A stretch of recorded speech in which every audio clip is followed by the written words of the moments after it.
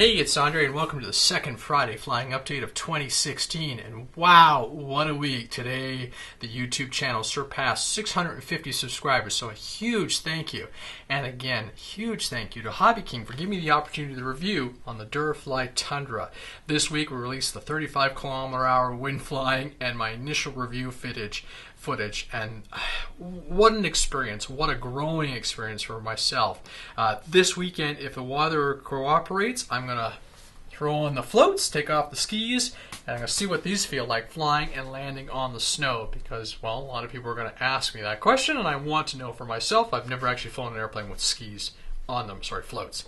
So I'm going to try that. Speaking of the reviews and videos, after the footage was submitted, I actually asked Stuart, for his feedback.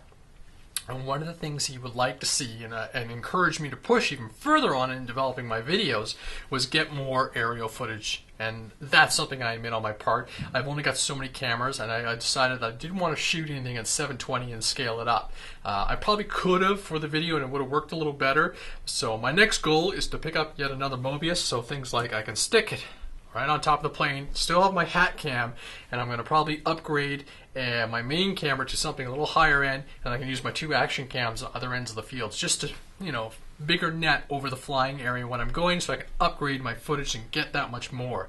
So look for bigger and better things through 2016. I've got some serious goals for myself and just desire to shoot some really solid content.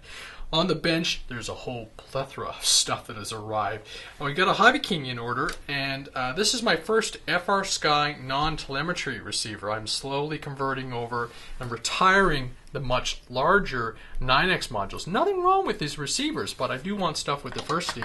And compared to, well, there's a 4-channel versus the 8-channel FrSky, Orange RX, DSMX, and a 6-channel, which is what I'm running in this guy right now.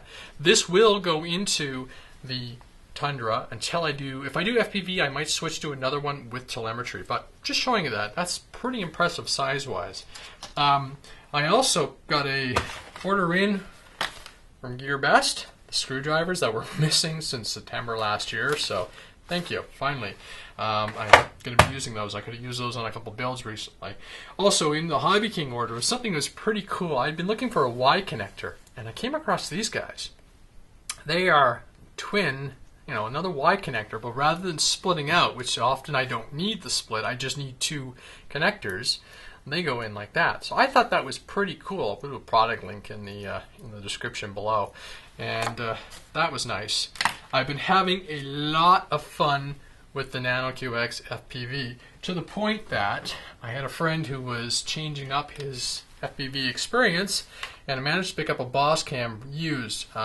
With the Canadian dollar, I couldn't really justify bringing in an FPV monitor, battery, and everything for the sheer cost and the shipping and everything. So, and the used one came up. Scott and I, my Australian buddy, who I chat with often on Instagram, he was really saying, maybe I want to consider a 10-inch display with my existing equipment because I have the DVR and I've got the other receiver. But now I can run the receiver or the DVR out of this guy or have it on the other receiver independently. So I'll be working on that. But now, things like when I go fly the Big Sur, and if I'm doing any testing or anything, I can use this monitor, I can do a line of sight and have my FPV experience, or I can use the goggles. So opens up all kinds of things, and it'll be especially good when I'm flying this guy around the house if I want to just not wear goggles for a little while.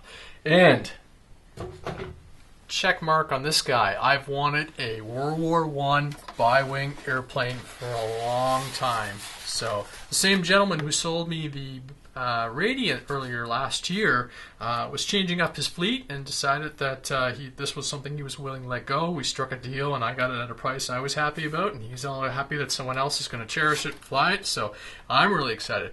Tell you what, Flight Fest 2016, maybe we should make it like a World War I thing. What do you think, folks? So I'm pretty excited this one. I may even go as far as throwing some skis on this aircraft and having some fun with it this winter. If not, it will wait till spring along with all the other warbirds. Some of you saw that I was modifying, or not modifying, but fixing some dead 3S cells and converting them into 2S. I don't know if you can see that in the light, but this is one of the packs that was damaged. And I initially thought I was going to be able to reuse it as a 1S, but it wouldn't charge. And as you can see, as I squish it, the the light gets brighter. So that's what happens when a cell is damaged, right? There's ongoing resistance in there, so I can't get... So this LED's probably been burning for like a week, but when I squeeze the cell really good, it starts burning brighter. So that's kind of curious and interesting all at the same time. Other projects on the go. The Pawnee flew on skis. I'm going to get some aluminum this weekend. I'm going to bend taller landing gear.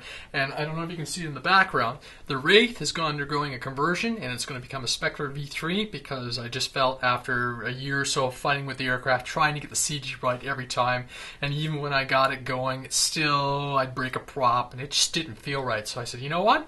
Let's go Spectre. A buddy of mine, Ian, who makes the rear mounts, has said he'll send me one, so I'm in the middle of stripping all the gear down, and I'm going to reset that airplane and get it going. I am tempted to rip out the APM from the APM quad and put it into that airplane, so I've got 2 airplanes with return to home and all the other little bells and whistles that I really like to have in an FPV ship. So there we go. Anybody else excited about 2016? Because I know I am. Have a great weekend. It's going to snow a lot on Saturday, and I think it's going to rain on Sunday. Otherwise, have a fantastic time. Thank you so much. Cheers.